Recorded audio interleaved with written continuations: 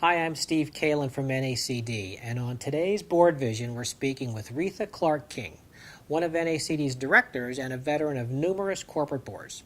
Prior to serving on NACD's board, Reatha honed her corporate governance skills as a board member at Wells Fargo, ExxonMobil, and as a president of Metropolitan State University.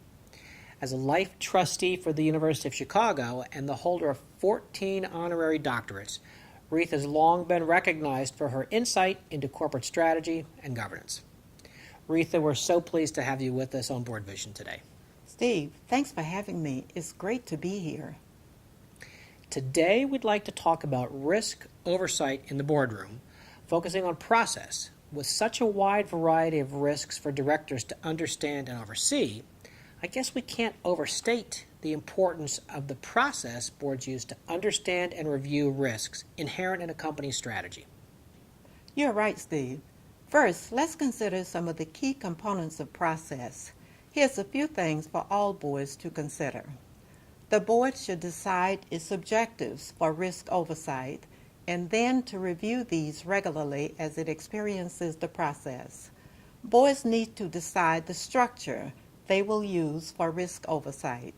Because of different kinds of industries and company business models, we should recognize that one size does not fit all, and the best board structure is a board-by-board decision.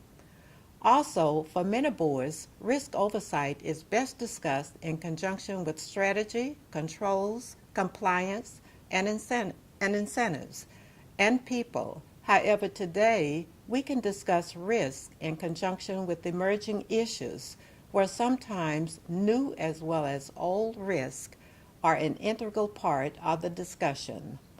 And one of the most important things in understanding and reviewing risk is for the board to work with management to agree on the information the board requires for effective risk oversight.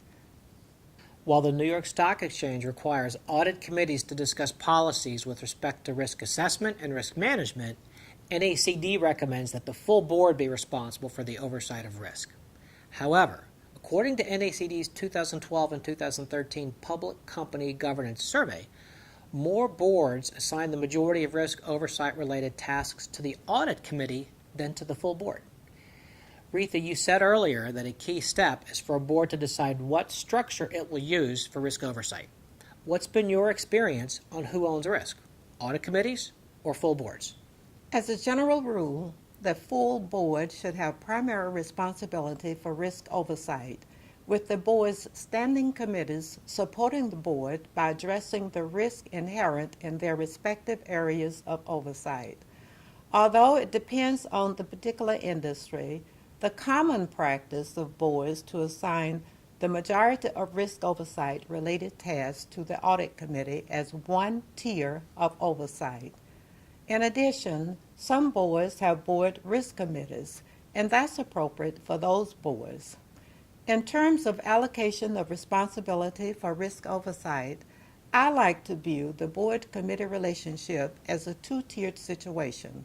First tier, where the full board has full overall responsibility, and the second tier is where the board is aided by its board committees.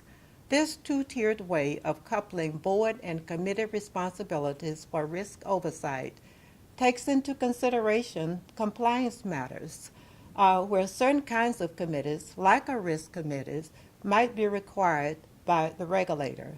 Even so, the board does decide the remainder of the board structure and procedures aimed specifically to ensure excellence in risk governance.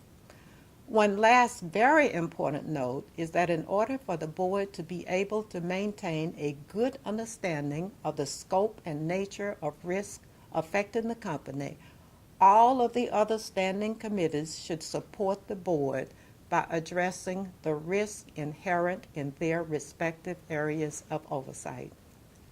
Reatha, which members of management present on risk? Does the person presenting own the corresponding strategy component? On a related topic, how can directors guard against asymmetric information risk inherent in this situation? And how can directors ensure they're receiving the information they need from management to oversee risk? First, I want to underscore the role and ownership of the CEO. The CEO owns the strategy component of risk, is aware of the enterprise risk management system and its implementation. The board is in conversation with the CEO a lot. To be effective in risk governance, I want to underscore the importance of the board's connection with the CEO. In addition to the CEO presenting information on risk, the Chief Risk Officer, if there is one, and the heads of the business units are very important in the process of communicating information. Management risk committees that ensure the flow of information both horizontally and vertically in the companies are all important owners of the process, and they are key to communicating the information. I know we just covered asymmetric risk, information risk in one of our BoardVision episodes, so I won't go into detail here. I'll just say that boards need to assert themselves to receive the information they want, in the format they want it, and when they want it. Reatha, clearly one of directors' main duties is to establish an effective process for overseeing strategy and risk. We really appreciate your insight here on leading practices for information flow between the management and the board, for assigning risk oversight to various groups, and for always coupling risk discussions with strategy. And of course, all our members appreciate your service to NACD. Thanks again for your time today. Steve, I could talk all day about risk and strategy, so I hope you will have me back. Thanks, Reatha. I'm sure we will. For Reatha Clark King and NACD, I'm Steve Kalan, and this is BoardVision.